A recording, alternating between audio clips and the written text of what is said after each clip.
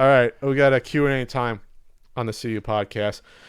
This is from at Warren Larson 97. All right, let's do it, Warren.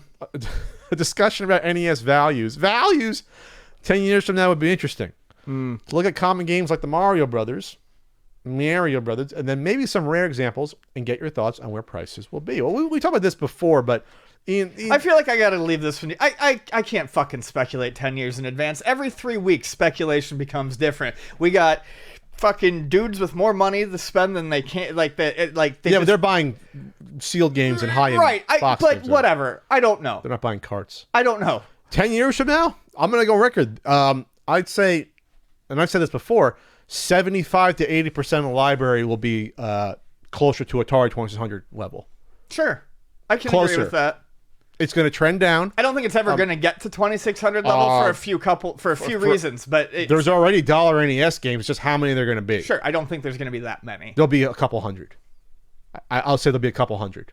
There'll be other games that trend downwards, but there'll be a couple hundred NES games in 10 years that'll be $1. What I'm getting at is at least. I don't think you're going to see all of them just haphazardly thrown on the shelf. $2. No. Oh, no. You will for, I think, a chunk of them. You're going to see. What I'm saying for like the entire library. No. The entire Atari library isn't in the dollar bin, but a chunk of it is. The majority. The common popular ones are. Yeah. I don't think we're going to get like that with like Super Mario Brothers 3, but will it be $15 10 years from now? Probably not. I can't see it keeping that value. There's too many of them out there.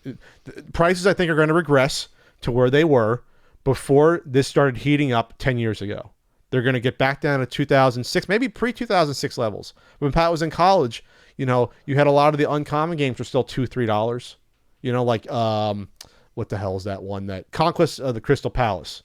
That was like a $3, $4 game, and that's an uncommon game. Yeah, I got 15 years ago. I'm talking about. I got mine for $2.99 at Funko. The only time I ever went to Funko. Yeah, I think that's where we'll just say 2004 prices. It won't be like 97, 8 prices where you couldn't give the games away. But we'll just say like before the pre Wii prices. I think we're going to get to a lot of them.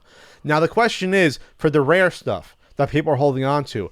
The people that decided they're going to, this happened, 3, 4, 5 years ago when people said, I want every NES game. I'm going to spend whatever amount of money I will within a year and a half to get it. We know someone that did that and sold all their stuff that we just saw at Comic-Con, for example. Those people that spend $800, $900, $1,000 for Little Samson, will they let those games go for under what they paid for? Or will they hold on to them until they're dead?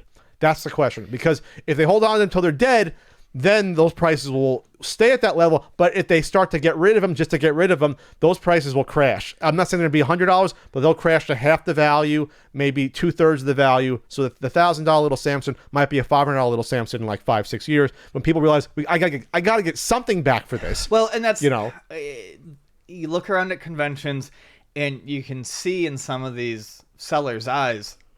They're determined. No, this is what it's worth. This is what I'm asking for it. And this is also why you've seen it at my booth every year for the past 4 years. Yeah. And no one wants it. At some point you have to give. There is a mentality in collecting that I really, really hate. You hate me, Ian? I would say it's almost more prevalent in something like pinball. You see it in cars, but it's also in retro games. People protect the value. I just want to get what I put into it back. Yeah. No, you don't. That's not how it works. You don't get to get what you put back. I mean, you can try, but like I said, in pinball, it happens a lot where it's like, I bought this system, this firepower for $400, but to get it working again, I needed to put another $400 in it. So now it's,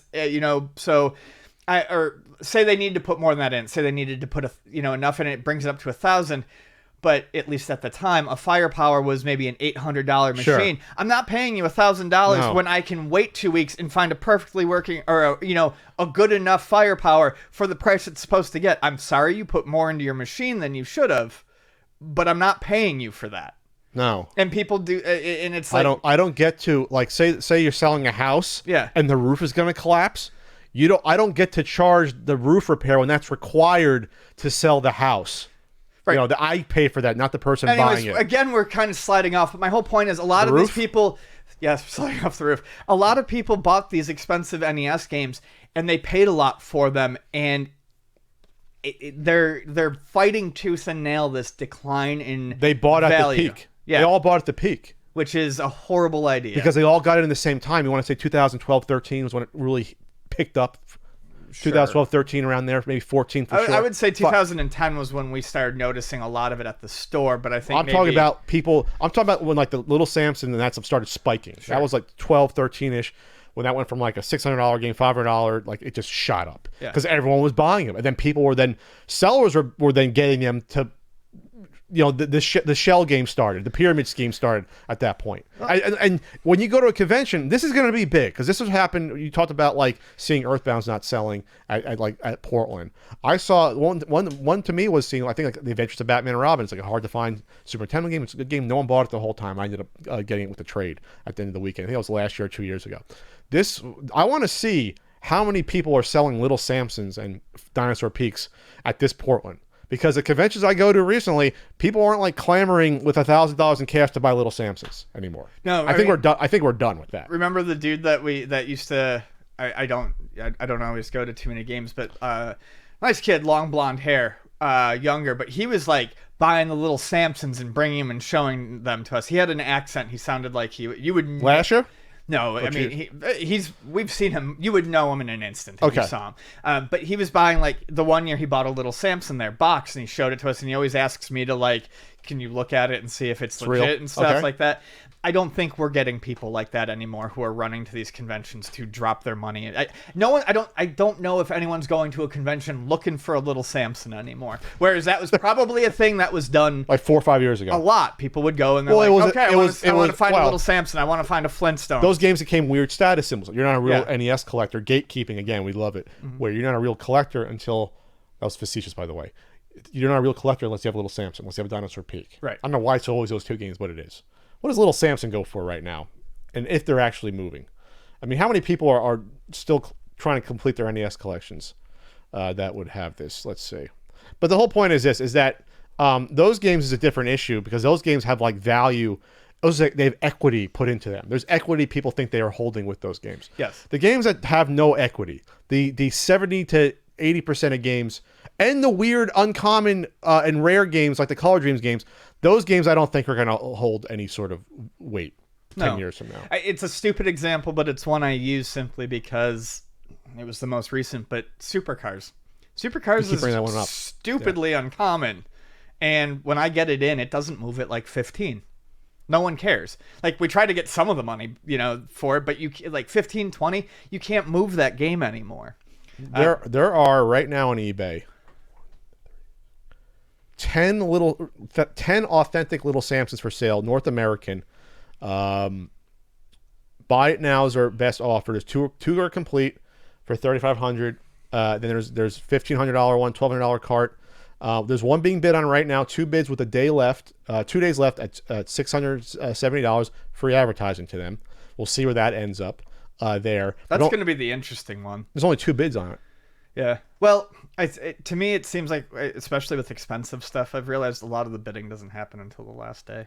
Sure, but I just think that's interesting. I'm sure are people that wanted to complete their collection, but I just think there's less and less of them now.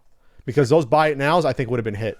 Like, so how many have actually sold, Pat? That's the question here. But yeah, but when we're talking about like full shelves of those games, I don't think most of the sports games will be above $1 or $2. There's no way, because they're dollar games now. A lot of the bases loaded ones, you can't move them. No one wants them. I think a lot of the average platformers, action platformers, a Ninja Gaiden, there's way too many of them. People have them, don't want them 10 years from now. I don't think that can be more than a $3 or $4 game. I just don't. I can't see it. I don't see it. You would have got it within the next. You would have had it by now. You would have had it to play it on the original console. There's going to be less and less original console players over the next 10 years. It's just going to decline. People are more, or just flash carts are coming more and more. I still have NES shoppers, but I don't think I have NES collectors so much anymore, if that makes sense. People aren't going for every single title. I do have people who come in and look, and they do, and they're still into it. But a lot of the people who come in now to buy Nintendo stuff, it's back to, I don't know, what I used to call day trippers, or the weekend warriors. They buy it. They buy a handful of the popular games, and they go home and they have fun with friends for a weekend. I'm back to selling most of my Nintendo stuff literally to people who are like, my brother's coming into town. I'm going out of town. My girlfriend and I want to play Mario. Like, that's just... But you're not... Let's just show off the special edition third print run is going to be in stock soon. You can order at ultimatnes.com. Limited to 500. Oh, that was weird.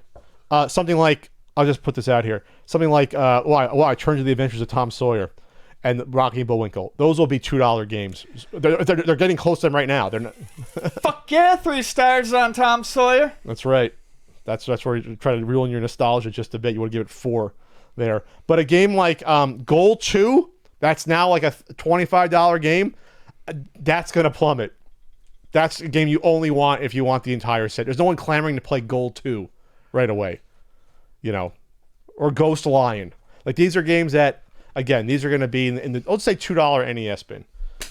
5 years from now. I won't even say 10 years from now. I'll say 5. All right, time to move our old person armchairing on to the next question. Sure.